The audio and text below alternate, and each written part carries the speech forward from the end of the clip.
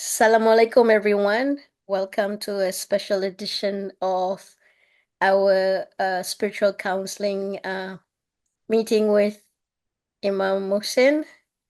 We've decided to have this session because it's been a year since the genocide started, and things don't seem to get better. I mean, every day things seems to be getting worse, and I think a lot of us, ashamed to say because the Gazans are experiencing it worse, but a Right, lot of us are also suffering just by bearing witness.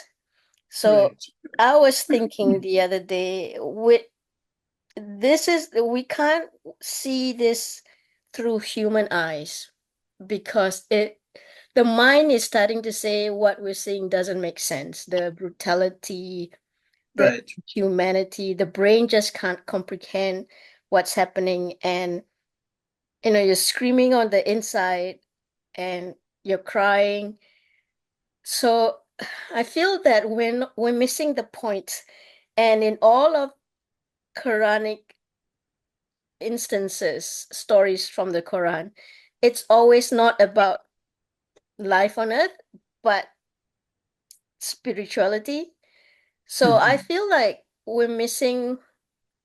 if we're missing the whole lesson in this for us, um, and for our own mental health. If there's another way to view this so that we're not succumb by what we see and Right. our own helplessness. And I know, like, it's all over the world. People are, turning to God more and more since the genocide. And Mhm. even amongst our members, people are turning to their faith. And there's a lot more reverts now. And so there is a movement, but I feel that there's that 20% that we're still not getting. So Mhm. I guess this discussion is about how do we use our spirituality to protect our mental health and, you know, yeah, basically, yeah, to protect our mental health with what we're seeing. Right. Great. Assalamu alaikum to everyone who's listening. And thank you for inviting me to this very important conversation. And I think it's a conversation that's not often held within the queer community. So I think that, or I'm hoping that what I will be sharing with you today, it's going to shed some light on the reality of the story from a Quranic perspective, and then also looking at possible ways of um, dealing with it from a spiritual perspective. Now, I think that before we can do that, we have to paint the picture as of Bani Israel, of the Jews, as it is being related to us in the Quran, right? So there is a surah called Surah Al-Isra or Surah Bani Israel. And the first few verses of that surah makes it very clear as to what this conflict is all about. So I want to take you to that first because I think it will create some context, and then we can say, so this is how we then have to deal with it.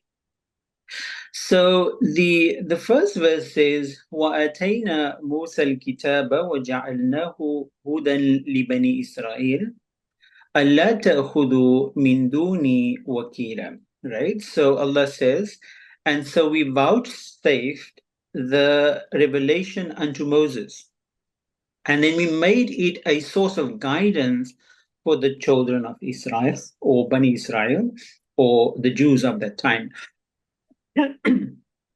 Excuse me. And what it was vowed or commanded to them was, do not ascribe any but to me the power to determine your fate. Right. So that was the key thing that was, or the key message to the Bani Israel, that they have to put complete trust in Allah. Right. Now, firstly, who are the Bani Israel? Now, when the Quran mentions Israel, it doesn't refer to the land Israel that we now know, right? It refers to a person, and that person is Nabi Yaqub. And Nabi Yaqub was one of the sons of Ishaq that came through the line of Nabi Nuh. Uh, and now Nabi Yaqub, he had 12 sons, through which the 12 tribes of the Jews originated. And then later on, we see these Jewish tribes were actually persecuted in Egypt, right? Nabi Musa was sent with the Torah to give them guidance and to help them out of that tyrant, the tyranny of Pharaoh, and into the promised land, right? And so they were the chosen people at the time until they ascribed powers unto others other than Allah, right? So we see in the story how they took all their gold, put it together, and they melted it and made a golden calf and then started worshipping it while Nabi Musa was on the mountain receiving the tablets. And so, because of that, they went through certain trials and eventually they were deprived of this promised land, right? So, basically, the Jewish nation is an exiled nation. And some of the Hasidic Jews and the Orthodox Jews will tell you that, right? And then in the second verse, Allah says, and O you descendants of those whom we caused to be born in the ark with Noah, behold, he was the most grateful servant of ours, right? So here this is a reminder to the Bani Israel, to the Jews, to hold true to that same covenant that Allah made with Nabi Nuh, to hold true to that covenant. And then Nabi Musa comes in and then he assisted them or reminded them of this covenant with Nabi Nuh, which is وَقَضَى رَبُّكَ أَنْ لَا تَعْبُدُوا إِلَّا إِيَّهُ, that you should not worship or give power to anybody except Allah. And it was by decree that you shall not worship other than Allah, right? And so this declaration forms the foundation of humility and gratitude, right? So if we just picture it, right, or try to understand it, that if we give all power to Allah, we put all our faith in our trust in Allah, it makes us humble, right? It teaches us gratitude. Now, when you remove that, it is then replaced with arrogance, right? And haughtiness. And so this was the main challenge of the Jewish community of that time. And so, yeah, as a result of that, denying Allah his powers, they became a very arrogant nation.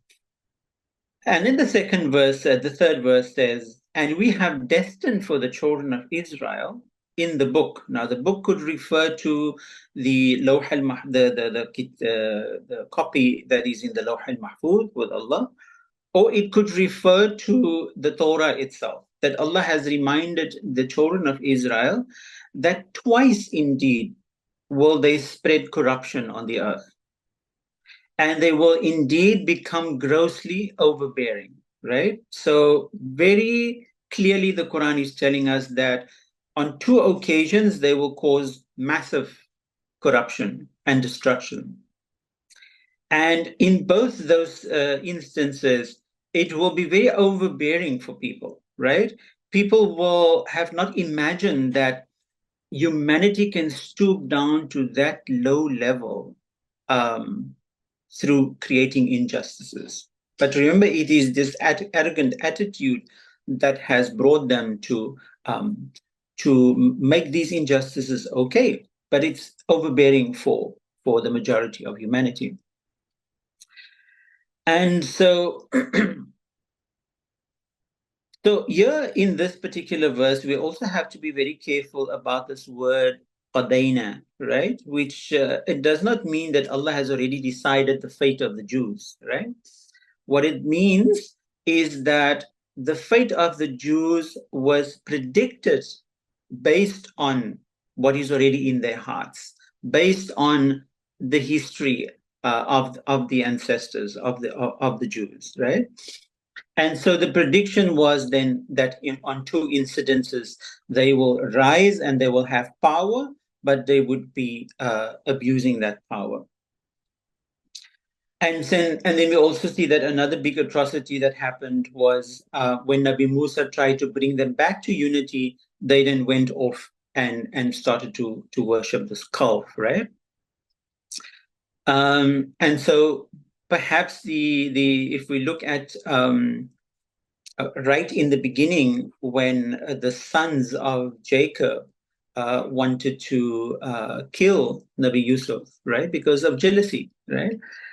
That was also ancestral trauma that went down into the Jewish nation, and so perhaps of the past of the Jews, the Quran could make this prediction, right? That they would rise again on these two different occasions, but they would abuse that power that Allah would give them.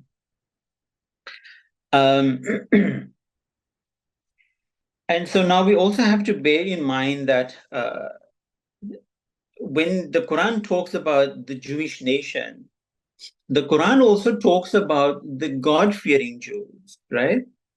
The Jews who have tears in their eyes when they hear the Quran, the Jews that are attached to justice, right? And Allah says, "On them shall be no fear, nor shall they grieve." So we should not brush all the Jews with the same paintbrush, right? We can be friends with those Jews that are peace loving. We can, they are our cousins in faith, right? And Allah says, whatever good deeds they do on this dunya, that they will see it in the year after. So there's no judgment about whether they're going to go to Jannah or Jahannam. That is entirely Allah's decision, right? But it is the Zionist faction of the Jews who is trying to get this promised land back that are given to these kinds of injustices. And then the Quran goes further by saying, twice indeed will they spread this corruption on earth and will indeed become grossly overbearing. So on these two occasions, the Jews will create corruption on a massive scale, right? And this corruption will be as a result of that arrogance and the wealth that they have then so cleverly amassed over time. And it will create a negative influence in the world.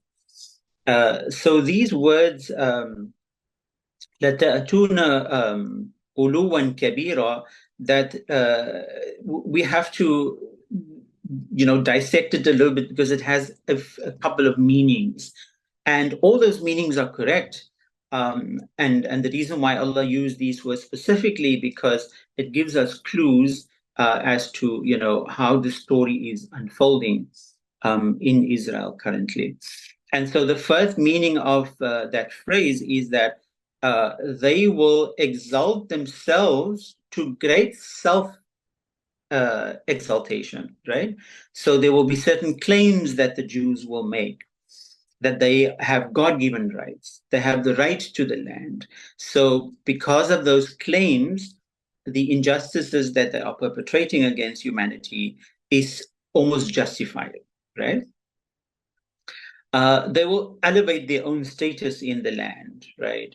And this is also related to the ancestral trauma of the Jewish people because they were denied this promised land and now wanting it back.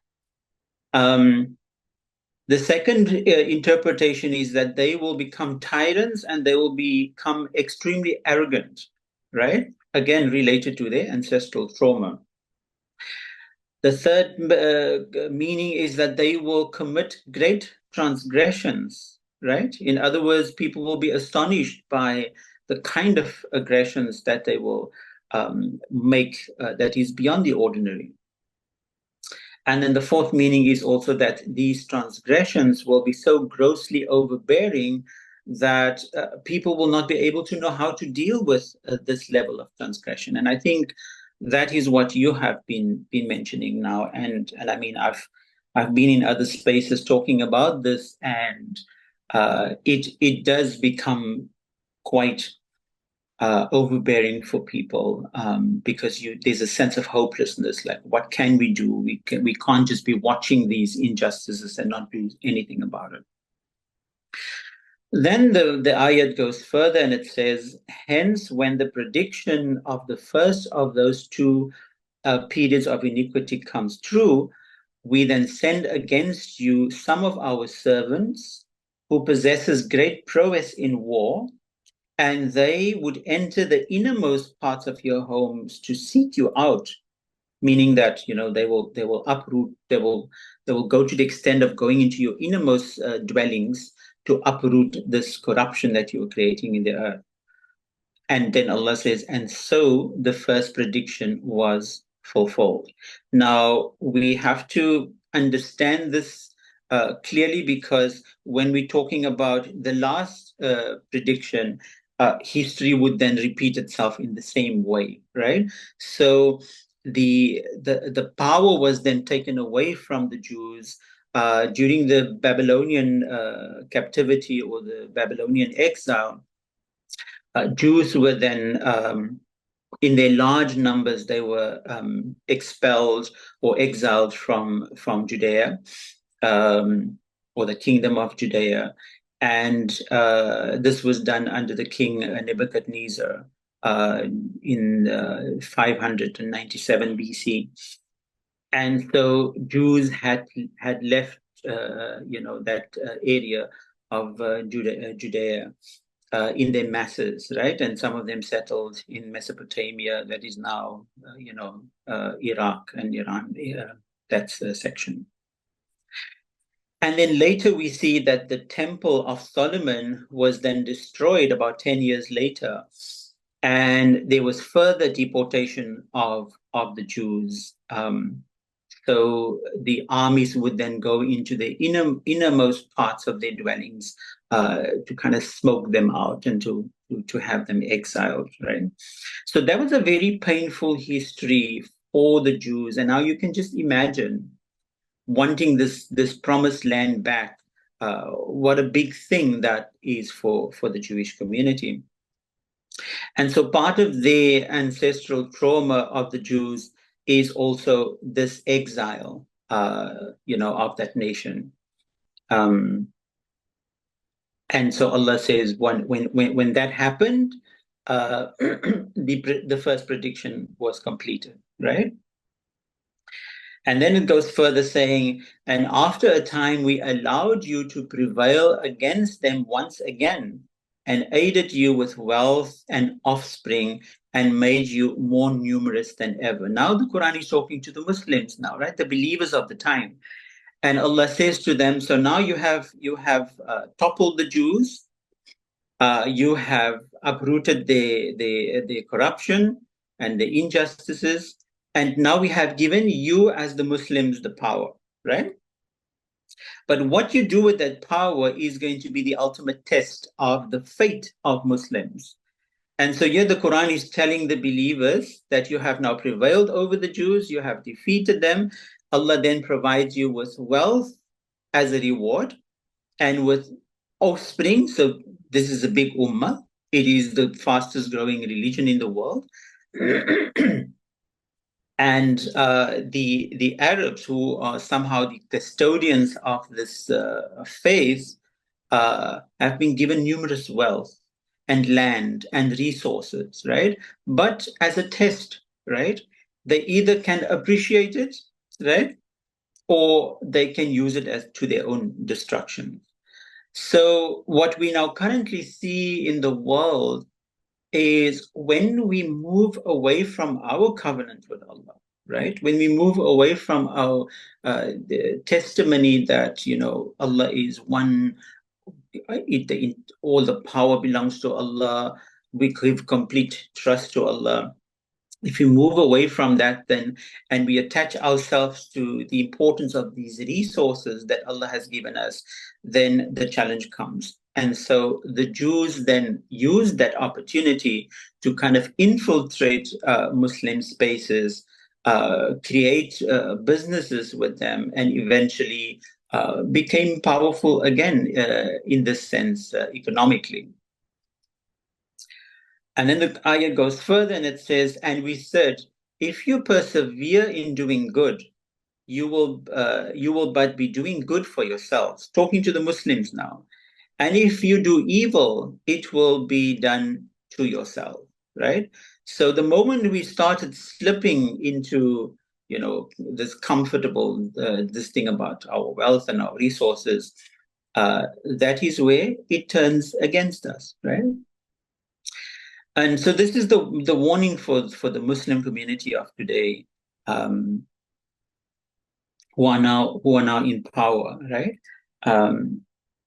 And so we're starting to see the downfall of the Muslim Ummah to the extent that there is the abuse of power and the resources, such as oil and petrol, and God knows what else goes on there in the Arab world. And then to the extent that we will be waking up at some point and trying to do something about the situation, but we would have no leadership at that time. And so that is where the cry comes in for the Mahdi to eventually come and assist the Muslim Ummah. Then we go further, and Allah says, and so when the end of the last prediction comes true, they, the Jews, they will be utterly shaming you Muslims to your faces, and they will enter the temple, which is Masjid al-Aqsa in Jerusalem. And their forerunners, as their forerunners has entered it once before, right? So now history repeats itself. And they will destroy with utter destruction all that they had conquered, right? So we can prepare ourselves that the intention of the Jews is to get Masjid al-Aqsa back, because that is the ground of the Temple of Solomon that they have to reconstruct, right? And we're starting already to see how Muslims are being humiliated, burned alive, women being raped. Just the amount of injustices and atrocities is the human mind can't even fathom how we could possibly, as a human race, get to such a point, right? And then the Nabi Muhammad ﷺ added to say that the kind of infiltration that the Jews will have, especially economically, would reach as far as Mecca and Medina, right? But unfortunately, they will not be able to enter Medina. Somehow there is some predictions that Medina will also be destroyed. But when they come to Mecca, that is when now we go back to history and we see how the Jews then are once again overcome. And then the Quran says, towards the end of the surah, in verse 104, and after all of that, we said unto the children of Israel, now you can inhabit the earth. Take it over. Enjoy the power that we are giving you. But remember that when the promise of the last day shall come to pass, so when you start seeing the signs of the last day, right, we will then gather the Jews all together in one gathering. And we know that gathering is Jerusalem, right? And we know that slowly, all Jews are flogging towards that area because it's a fundamental part of their faith to reestablish the Temple of Solomon. And now you may ask yourself, why are Jews not taking over Masjid al-Aqsa at the moment? It's because the Jewish people believe that they need to be cleansed first before they can step onto, to that holy ground. And the ritual that they need to perform to cleanse themselves so that they can start rebuilding the temple of Solomon is the sacrificing of the raid heifer. And so now apparently we see videos on YouTube about that they found this raid heifer, right? We don't know how much truth lies in that, but that is a ritual that is going to happen. And when that ritual is being announced, we will see Jews from all over the place, 70,000 Jews coming from Khurasan, from Iran side, to participate in this cleansing ritual. And then after that, there will be the taking over of Masjid al-Aqsa. Right? So that's the Quranic context, right? And as we can see that the scenes of this divine orchestrated story has already been sketched, right? The players are already there. We know who the antagonists are. We know who the protagonists are, right? It's already been identified. And the conclusion of this stage play has already been determined through these two predictions that the Quran is making. So now that we have this context, we can then ask ourselves, what is our position within this story as conscientious Muslims, and also as a queer community that knows what injustice looks like, that knows what marginalization feels like, right? In which way do we become part and parcel of this drama, right? Now, firstly, from a spiritual perspective, we need to decide which role we want to play in this drama as it is unfolding. Now, you can either support and abate the transgressions of the Zionists, right? Or you can enjoy as a Muslim, you can enjoy the exploits of Allah's resources by Muslim rulers in Muslim countries and forgetting our commitment to Allah. Or we can actively engage in doing good and supporting what is right and what is right and what is just, irrespective of which side we are on, right? Because there are conscientious Muslims who are engaging in social justice, and so there are God-fearing Jews as well who's doing the same. So this is not a Muslim Jewish fight, but rather this is a fight between good and evil, and we need to decide which side we want to be on. And the last one, which is the worst one, is to just stand there as a bystander, watching how everything is unfolding and giving armchair commentary on Facebook, right? That's a very dangerous space to be in spiritually. So then from the spiritual perspective, the Quran reminds us in Surah 3, verse 104, وَلْتَكُمْ مِنْكُمْ أُمَّةٌ يَدْعُونَ إِلَى الْخَيْرِ يَعْمُرُونَ بِالْمَعْرُوفِ وَيَنْهَوْنَ عَنِ الْمُنْكَرِ وَأُولَئِكَ هُمُ الْمُفْلِحُونَ. Very beautiful verse, and we have to look at how Allah ends off this word, this verse, وَأُولَئِكَ هُمُ الْمُفْلِحُونَ. And it says, and let there arise out of you a community of people who will invite to what is good and just, and they will enjoin the doing of right, the importance of giving people their human rights, and they will forbid what is doing wrong.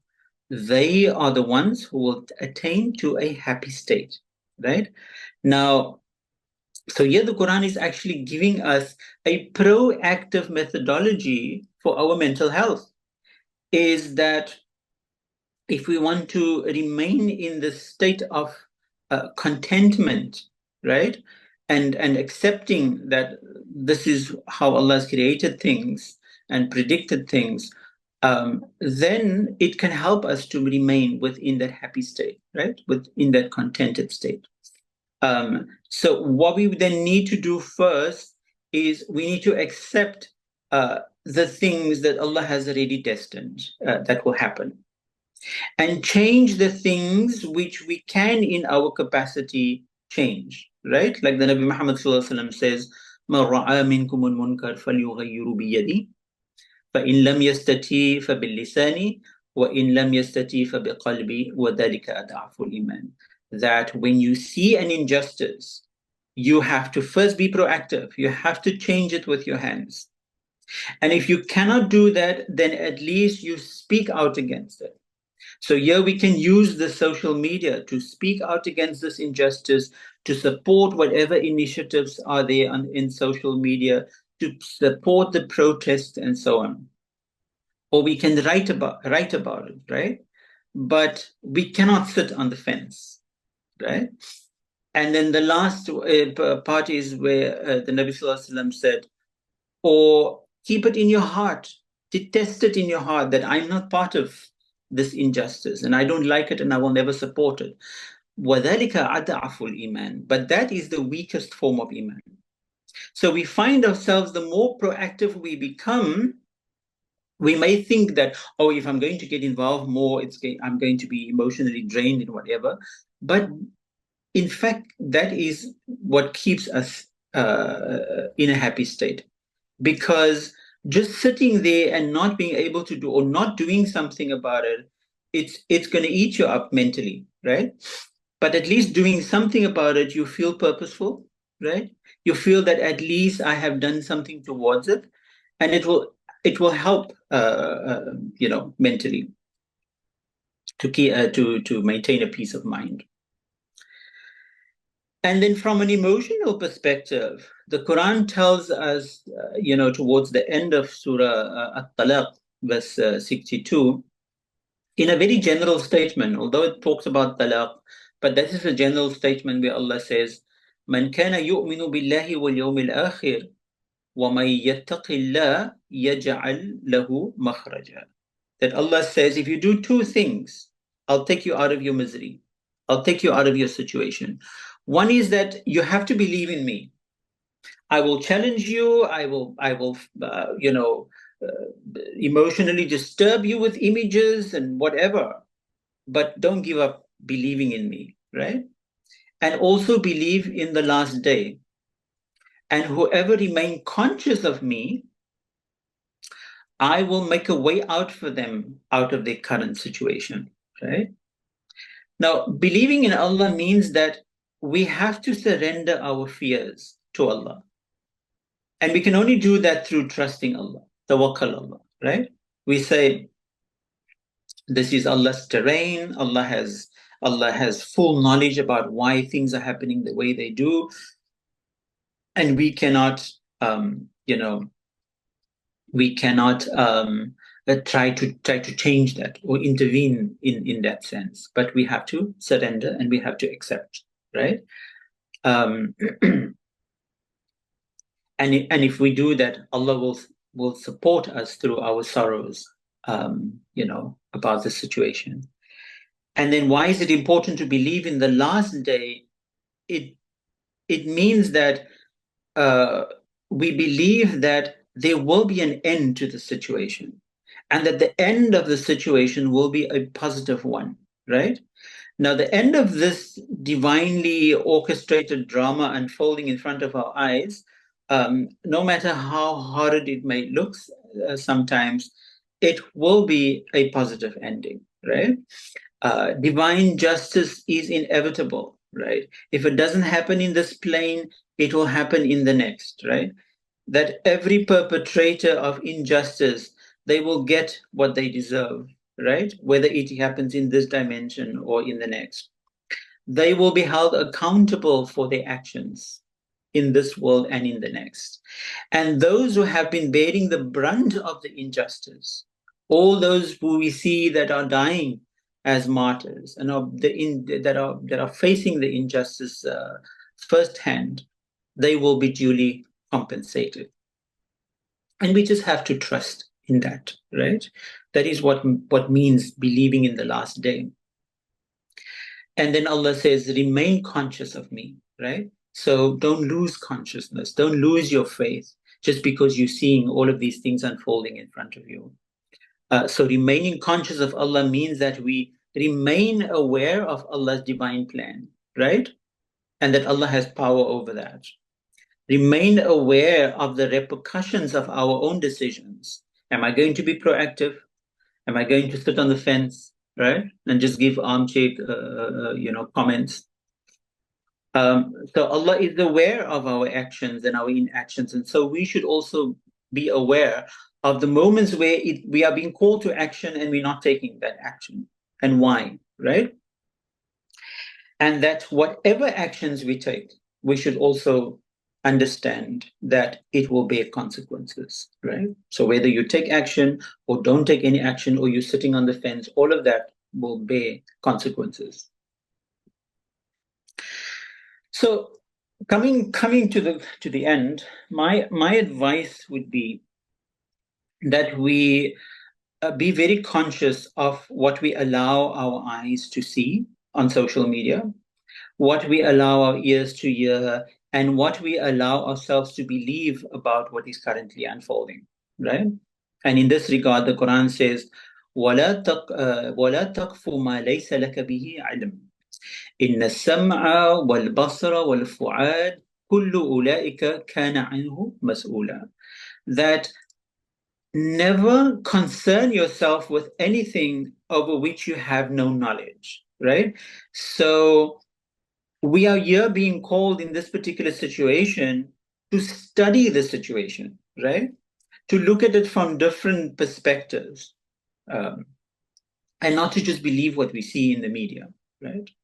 Because our hearing, Allah says, and our sight and our hearts, all of them will be called to account, right? So what we let into our system, we're going to have to be accountable for that. Where did you get that information from, right? Why did you respond in that particular way? You've seen the injustice happening, but you did absolutely nothing about it. And then you complain about being emotionally overwhelmed, right? So what this verse is telling us is to be clued up with what's currently happening. Learn from different sources about a situation so that we can have a clearer perspective of what's happening and how we have to respond to that. Be conscious of what you allow yourself to see on social media, right? You don't have to watch every horrid video that is being passed onto you, by I don't know. Probably for the last 3 months, I have not seen one single video of what's happening on that side. Doesn't mean that I'm oblivious of what's happening, but I'm trying to keep focus on this is Allah's plan, and this is what I need to do. This is what I can do as a Muslim. But if we allow our eyes to see all of these horrid things, it is also part of the scheme of these Zionists, to instill fear in your heart and to instill hopelessness in your hearts. So switch it off. You don't have to watch all of them, right? We know what death looks like. Yeah. And so, also don't believe what we hear in the media, right? We know how media is also infiltrated by Zionists. And so don't be fooled what we see on the media. There is now AI generated stuff that looks like, Muslims engaging in certain atrocities, and it's just being, concocted like that. And then finally, do not allow any information to create within our heart a change, right? Be true to what the Quran is telling us in how we need to engage with this particular issue. So remain conscious of what is just, right? So if you see Muslims are tending towards injustice, you don't support them because they're Muslim. You support the justice, or you speak out against the injustice, be it Muslim or Jew, right? So maintain that balance within our approach to the situation. And we can only maintain that balance if we are clued up about what is actually happening in that region, right? Like the Nabi Muhammad said, Khairul Umur al-Wasat, or Awsatuha. that the best path to take in any situation is the balanced path, is moderation, not to go into any extremes, right? And we can only do that when we are clued up with what is really happening. And so finally, I think as a queer community, we should be even more aware of the impacts of injustice and marginalization, since we've experiencing it and we continue to experience that on a daily basis. And so this should make us as a queer community more conscious and more willing to engage in creating social justice, especially for the people of Palestine. And even if you know that the situation is hopeless, I'm just one person, uh, uh, we don't know what's the outcome going to be. Still, we have to continue to do good. Still, we have to see what are the ways in which we can contribute to social justice. Because ultimately, it's not the situation that is going to be judged by Allah, right? But it is the position and the state of the players in that situation. Have you contributed to social justice?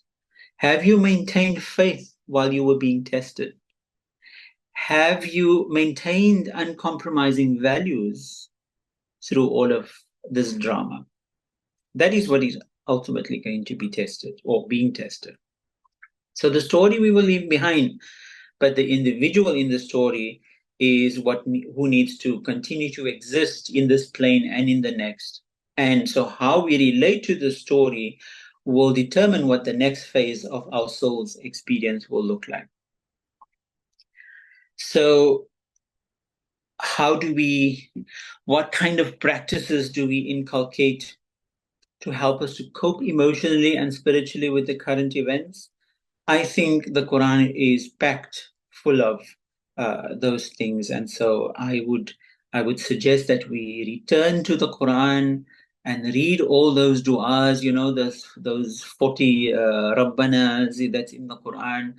They are beautiful du'as and sayings in the Quran that can really help us to just calm ourselves within the situation. For example, after every salah, just about 7 times, you can read Subhanallah walhamdulillah wa la ilaha illallah wallahu akbar wa la hawla wa la quwwata illa billah.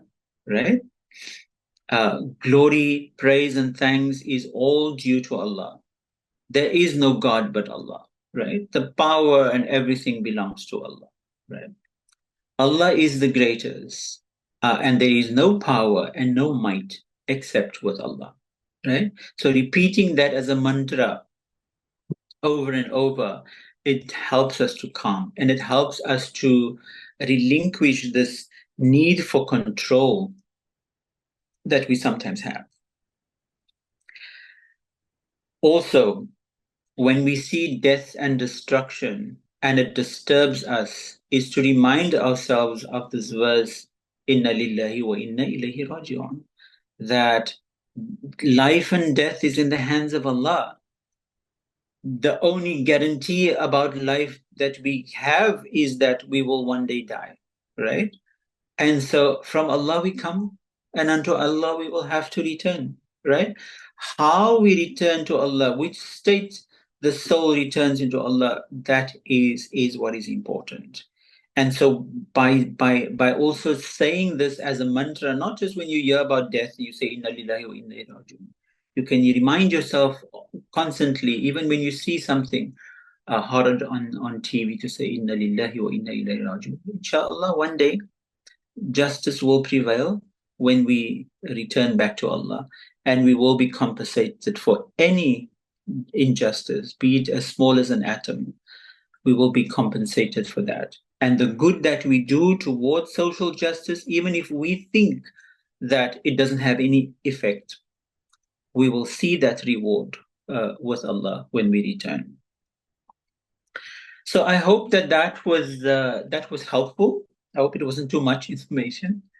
But inshallah, I hope that somehow that will help us to deal with this emotionally and spiritually.